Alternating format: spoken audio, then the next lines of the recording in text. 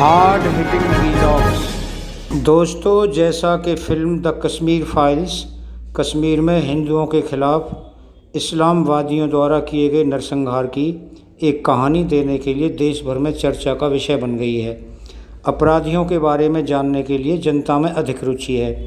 निर्दोष कश्मीरी पंडितों पर आतंक फैलाने के लिए कौन कौन जिम्मेदार हैं, ये वीडियो आज हम बना रहे हैं आप। तो इसमें सबसे पहला नाम जो नंबर 1 आता है वो है JKLF, Jammu Kashmir liberation front का आतंकवादी, बहुत बड़ा दहशतगर्द जो इस समय तिहाड़ जेल में है, वो है यासीन मलिक। इसके ऊपर हमें वीडियो बना रहे हैं। दोस्तों, वीडियो लास्ट तक देखना और अपनी कमेंट में बताना कि भाई वीडियो आपका कैसा लगा, और भाई चैनल को सब्सक्राइब करना, वीडियो को लाइक और शेयर करना, और भाई हम आपको वीडियो दिखा रहे हैं। ऐसा ही एक इस्लामिक आतंकवादी जो कश्मीरी पंडितों के नरसंहार के लिए जिम्मेदार है, वह कोई और नहीं बल्कि खूंखार आतंकवादी पाकिस्तानी हमदर्द यासीन मलिक है।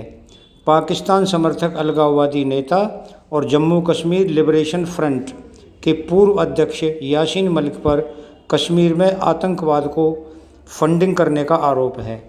वह गिरफ्तार भारत की धरती पर फंडिंग और आतंकवाद को बढ़ावा देने से संबंधित एक मामले में गिरफ्तार है। इसके अलावा वह पूर्व मुख्यमंत्री और बाद में गृह मंत्री मुफ्ती मोहम्मद सईद की बेटी रूबिया सईद के अपहरण के लिए भी जिम्मेदार है। यासीन मलिक पर जनवरी 1990 में वायुसेना के 4 अधिकारियों की हत्या का भी आरोप है। स्क्वाड्रन लीडर रवि खन्ना भारतीय वायुसेना के उन 4 कर्मियों में से एक थे जिन्हें यासीन मलिक और अन्य JKLF आतंकवादियों ने मार दिया था, जो संतनगर क्रॉसिंग पर सवार होने की प्रतीक्षा कर रहे थे। 25 जनवरी 1990 को ही इस घटना में मलिक के नेतृत्व में हुई गोलीबारी में एक महिला अधिकारी समेत 4 जवान घायल हो गए थे। मलिक भी उन प्राथमिक शख्सियतों में से एक रहा है जिन्होंने 1990 के दशक में हिंदू कश्मीरी नरसंहार का नेतृत्व किया था। इसके आतंकी संबंधों और घाटी में कश्मीरी पंडितों के नरसंहार में उसकी संलिप्तता के बावजूद पूर्ववर्ती सरकारों और वाम उदारवादी मीडिया प्रतिष्ठान ने अक्सर यासीन मलिक को कश्मीरियों के शांति प्रतीक और मसीहा के रूप में चित्रित करने की कोशिश की है। धर्मनिरपेक्ष उदार बुद्धिजीवियों ने यासीन मलिक द्वारा किए गए अपराधों को बच्चों के दस्ताने के साथ व्यवहार करके और अक्सर उन्हें कश्मीर शांति प्रक्रिया में एक वैध हितधारक मानकर उसके द्वारा किए गए अपराधों को सफ़ेद करने का प्रयास किया है। मीडिया और कांग्रेस का इकोसिस्टम उन्हें देश का अगला यूथ आइकॉन करार देने की हद तक चला गया है। कई हजार कश्मीरी पंडितों की हत्या के लिए जिम्मेदार एक आतंकवादी को मीडिया ने किस तरह से हीरो के रूप में तैयार किया था। 2008 में इंडिया टुडे समूह ने न केवल आतंकवादी यासीन मलिक को अपने सम्मेलन में आमंत्रित किया था, बल्कि उसे यूथ आइकॉन के रूप में जनता को बेच दिया था। इंडिया टुडे समूह ने एक आतंकवादी को उसके भारत विरोधी दुष्प्रचार को आगे बढ़ाने के लिए एक मंच दिया था। अपने 12 मिनट के भाषण में यासीन मलिक को टेलीविज़न पर अलगाववादी एजेंडे को लाइव आगे बढ़ाते देखा गया था। चौंकाने वाली बात यह थी कि यासीन मलिक के साथ मंच साझा करने वाले एक भी सम्मानित अतिथि पर इंडिया टुडे के पत्रकार ने यासीन मलिक को राष्ट्रीय टेलीविज़न पर अपने भारत विरोधी प्रचार को रोकने के लिए रोका नहीं था। खैर, यासीन मलिक का सेलिब्रिटी स्टेटस यहीं ख़त्म नहीं होता है। 2006 में तत्कालीन प्रधानमंत्री मनमोहन सिंह ने जम्मू और कश्मीर लिबरेशन फ्रंट के अध्यक्ष यासीन मलिक को नई दिल्ली में अपने आधिकारिक आवास में एक बैठक के लिए आमंत्रित किया था।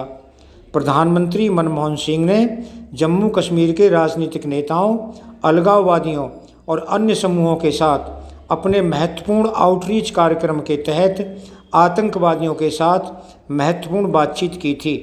दोस्तों, आतंकवादी यासीन मलिक 17 फरवरी 2006 को नई दिल्ली में तत्कालीन प्रधानमंत्री डॉक्टर मनमोहन सिंह के साथ उनके ऑफिशियल आवास पर मिला था। प्रधानमंत्री मनमोहन सिंह की आतंकवादी यासीन मलिक के साथ खुशी से मस्ती करते हुए तस्वीरें हाल के दिनों की सबसे निराशाजनक तस्वीरों में से एक बन गई हैं। एक निर्वाचित भारतीय प्रधानमंत्री के साथ यासीन मलिक की विशेष छवि लगभग हर भारतीय को सताती है। यह केवल भारतीय वाम उदारवादी मीडिया ही नहीं है जो यासीन मलिक जैसे लोगों को बिना किसी परिणाम के डर के खुले तौर पर भारत विरोधी प्रचार करने में सक्षम बना रहा है। दशकों से भारत के घरेलू मामलों में दखल देने वाला विदेशी प्रेस भी यासीन मलिक को हीरो बनाने का दोषी है। ब्रिटिश मीडिया आउटलेट BBC ने वास्तव में अतीत में पाकिस्तान समर्थक आतंकवादी के साथ आमने सामने इंटरव्यू आयोजित किया था। BBC को दिए गए एक इंटरव्यू में JKLF के आतंकी यासीन मलिक ने कश्मीरी हिंदू जस्टिस नीलकंठ गंजू की हत्या करने की बात कबूल की थी। साक्षात्कार में मलिक ने बेशर्मी से स्वीकार किया था कि JKLF ने न्यायमूर्ति गंजू को मार डाला था और पूछा कि मकबूल भट्ट का अपराध क्या था। यह कश्मीर के महान राजनीतिक नेता के खिलाफ राजनीति से प्रेरित फैसला था। दोस्तों, मैं इस आतंकी जो दुर्दांत आतंकवादी था मकबूल भट्ट, इसके ऊपर भी मैं अगला वीडियो डालने वाला हो रहा हूँ कि मकबूल भट्ट ने किस प्रकार कश्मीर में आतंक को पाला था, पोषा था और किस प्रकार उसने आतंकवाद को बढ़ावा दिया था। दोस्तों, जस्टिस गंजू ने आज के जम्मू कश्मीर लिबरेशन फ्रंट के अग्रदूत, आज़ाद कश्मीर प्लेबीसाइट फ्रंट के संस्थापक आतंकवादी मकबूल भट्ट को मौत की सज़ा सुनाई थी। भट्ट ने जम्मू कश्मीर में आतंकी गतिविधियों के अंजाम दिया था और सरकारी अधिकारियों की हत्या में शामिल था। दोस्तों, जैसा कि आप जानते हैं कि कांग्रेस समर्थक आउटलेट NDTV, जो अक्सर इस्लामी कारणों से सहानुभूति रखता है, यासीन मलिक के सामने लगभग साष्टांग प्रणाम किया था।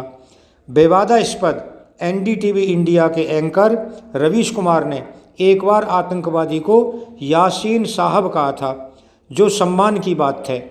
रवीश कुमार ने आतंकवादी यासीन मलिक को फ़ोन किया था, जो उस समय लश्कर तैयबा प्रमुख हाफिज सईद से मिलने और बधाई देने के लिए पाकिस्तान की यात्रा पर था।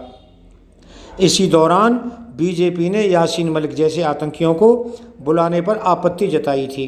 हालांकि रवीश कुमार ने यासीन मलिक को अपने शो में आमंत्रित करने के अपने विकल्प का बचाव किया था। हाल ही में 2019 में जम्मू और कश्मीर के मुख्यधारा के कई राजनेता आतंकवादी के समर्थन में कूद आए थे, जब NIA ने उसे जम्मू राज्य में हवाला लेन देन और अलगाववादी और आतंकवादी गतिविधियों के वित्त पोषण सहित विभिन्न अवैध तरीकों से धन प्राप्त करने के आरोप में गिरफ्तार किया था। इसकी गिरफ्तारी के तुरंत बाद नेशनल कॉन्फ्रेंस के अध्यक्ष फारूक अब्दुल्ला ने मांग की कि पाकिस्तान हमदर्द की तत्काल रिहाई हो।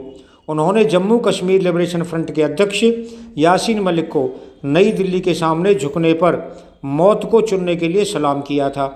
अब्दुल्ला ने मलिक को उसकी दृढ़ इच्छा शक्ति के चलते बधाई दी थी और कश्मीरियों के स्वाभिमान को बेचने की उनकी अनिच्छा की प्रशंसा की थी। कोरस में शामिल हुए PDP प्रमुख महबूबा मुफ्ती और अब्दुल्ला के बेटे उमर अब्दुल्ला ने भी केंद्र से आतंकवादी यासीन मलिक को NIA की हिरासत से तुरंत रिहा करने की मांग की थी। खैर, यह सिर्फ यासीन मलिक के अपराधों को सफ़ेद करने वाला नहीं है। भारतीय मीडिया ने भी यासीन मलिक का उज्ज्वल पक्ष दिखाकर पाकिस्तानी प्रायोजित आतंकवाद का मानवीकरण करने का प्रयास किया था। उदार धर्मनिरपेक्ष मीडिया ने अपनी पाकिस्तानी पत्नी मुशाल मलिक के लिए एक महान पति होने के लिए यासीन मलिक की सराहना की थी। यासीन और मिशाल मलिक की प्रेम कहानी पूरे भारतीय प्रेस में थी और कुछ मीडिया ने मिशाल को साक्षात्कार के लिए आमंत्रित किया कि उनके पति यासीन मलिक कितने रोमांटिक थे। सीमा मुस्तफ़ा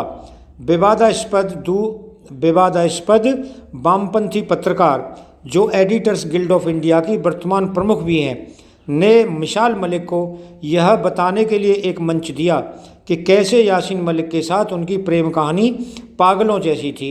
एंकर और मिसाल जब चर्चा करते हैं कि यासीन मलिक कितना प्यार करता था, क्योंकि बाद वाला बताता है कि उसके लिए भारत में रहना कितना चुनौतीपूर्ण है। 11 मिनट का ये इंटरव्यू भारतीयों ने अपनी पत्नी का परिचय कराने के बजाय आतंकवादी यासीन मलिक को मानवीकरण करने के लिए एक अच्छी तरह से लिखित शो की तरह लग रहा था। कोई आतंकवादी की पाकिस्तानी पत्नी का साक्षात्कार क्यों लेना चाहेगा, जिसका एकमात्र उद्देश्य घाटी में रहने वाले निर्दोष हिंदुओं को मारना है ताकि कश्मीर को आज़ाद कराया जा सके। गौरतलब है कि कश्मीरी अलगाववादी और आतंकवादी यासीन मलिक की पाकिस्तानी पत्नी मिसाल हुसैन मलिक भारत के खिलाफ पाकिस्तान के एजेंडे को बढ़ावा देने के लिए मुखर होकर काम कर रही है। वह हर स्तर पर भारतीय प्रशासन को बदनाम करने के लिए गलत सूचना देकर कई बार पाकिस्तान के एजेंडे को हवा देते हुए पकड़ी गई है।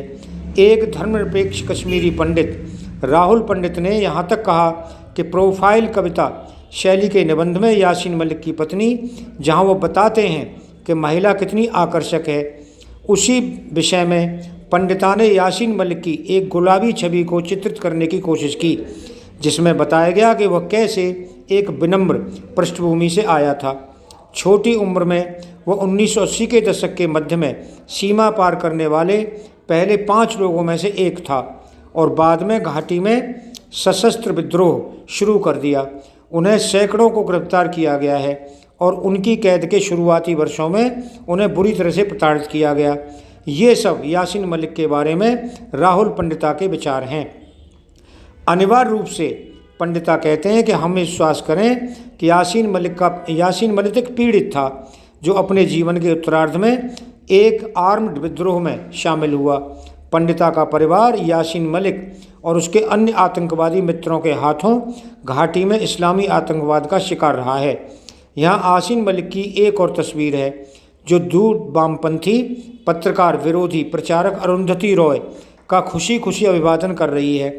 रॉय और मलिक जो एक सौहार्द साझा करते हैं, कश्मीरी युवाओं को भारतीय राज्य के खिलाफ युद्ध छेड़ने के लिए उकसाने में सबसे आगे रहे हैं। पाकिस्तान के आतंकी प्रतिष्ठान की आवाज़ और चेहरा रहे खूंखार आतंकी यासीन मलिक अब सलाखों के पीछे हैं।